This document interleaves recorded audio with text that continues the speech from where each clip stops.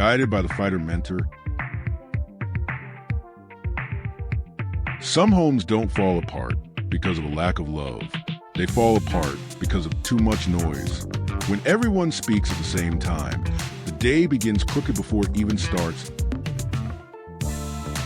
Discipline is not harshness. It's what keeps a family from being swallowed by improvisation. It's the silent agreement that protects what matters when life truly becomes heavy. If this is making sense to you, leave a like, turn on notifications, and subscribe to the channel. In a small house on the edge of the city, for people learned that surviving the day was not enough. They needed to arrive at night whole. The woman woke up before sunrise. Her husband, too. Their 13-year-old daughter already knew to organize her school materials the night before. The 5-year-old boy had one simple mission: leave his shoes in the same place every night. It wasn't perfection. It was enough order for the house to breathe. Mental health, there was not the subject of beautiful conversations. It was the difference between a home that merely endures and a home that sustains itself. When one person's mind becomes too heavy, the whole house feels it. When the mind finds structure, the weight stops spilling into every corner. The first choice of the day happened before any door opened, not on the clock, in the way they began. A pitcher of water already left on the table. Lunch boxes prepared. Backpacks in the right corner. Clothes separated. Nothing theatrical, just prevention. That's what changed the family's routine. Not some great miracle, but the decision to stop negotiating with chaos every morning. The woman worked 2 shifts at a healthcare clinic. The husband did maintenance at a logistics center. Their schedules never matched perfectly. Even so, they created a simple system. The night before carried the weight of the next day.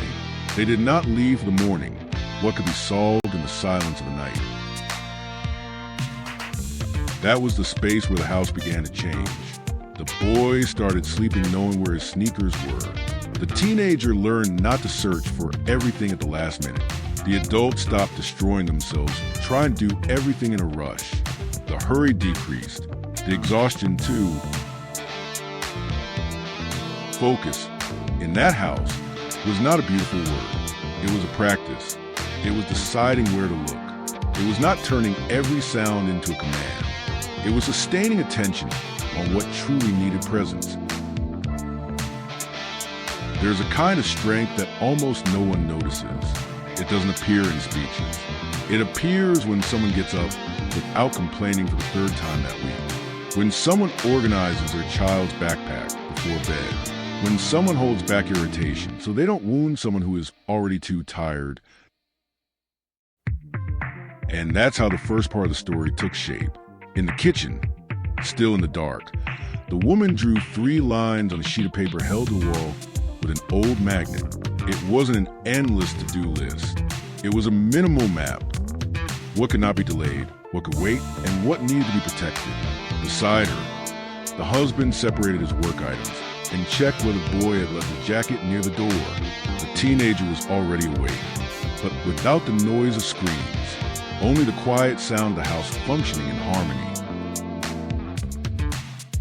No one saw that as something great, but it was.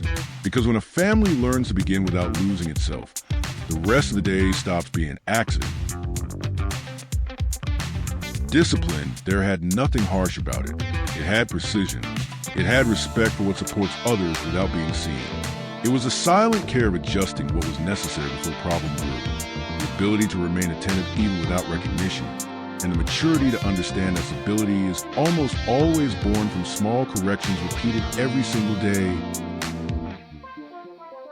The 13-year-old girl learned that quickly.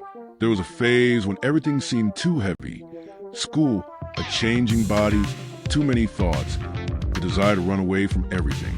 But her mother did not respond with lectures. She gave her limits. She gave her routine. She gave her space to speak without turning every emotion into a crisis. The teenager began to realize that clarity does not come from excessive freedom. It comes from structure. The 5-year-old boy learned in his own way too. Before sleeping, he placed his own cup in the sink and said goodnight to your lined shoes by the door. It looked like a game, but it was more than that. It was childhood receiving signals that the world had a place. And a child who finds their place at home grows up with less fear of the outside world. There are people who spend the entire day putting out fires they themselves fed without realizing it. That family chose something different. They chose to reduce the fuel before the spark. They chose predictability over urgency. They chose to protect energy so they would not arrive at the end of the day broken inside. Conscious productivity that was not about producing more. It was about producing without crushing themselves along the way. It was understanding when to move forward and when to stop enough to remain human. In the middle of the week, there was one moment that decided almost everything. Coming back home, the husband arrived with a tired body and a mind still in motion. The woman arrived carrying the weight of patience, voices, and demands. The teenager came home full of school pressure, expectations, and comparison. The boy came with the pure exhaustion of someone who lives in a small world but feels everything in a big way. That's when the house created another rule. 5 minutes of silence before any explanations. No solving life problems at the doorway. No dumping the entire day onto the table. First, breathe, then look each other in the eyes. Only then speak. That changed the weight of the nights. There were not fewer problems. There was less spreading.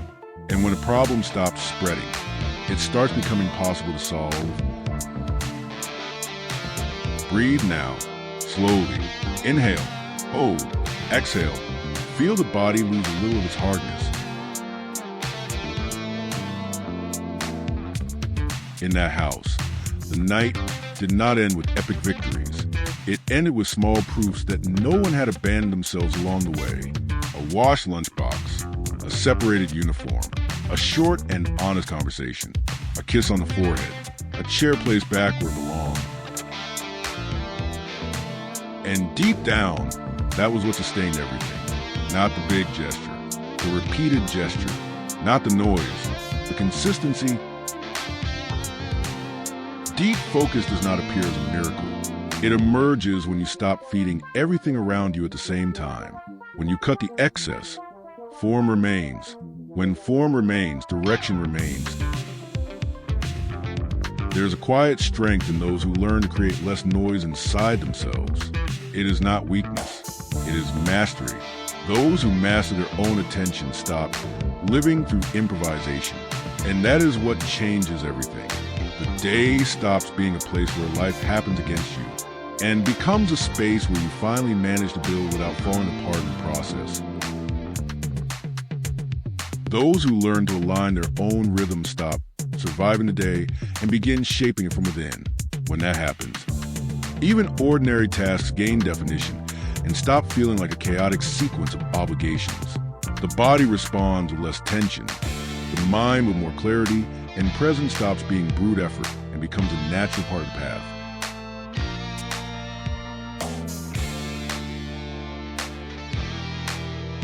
If this idea reached you, don't let it go so easily. There are things that do not ask for urgency to change a life. They only ask for presence.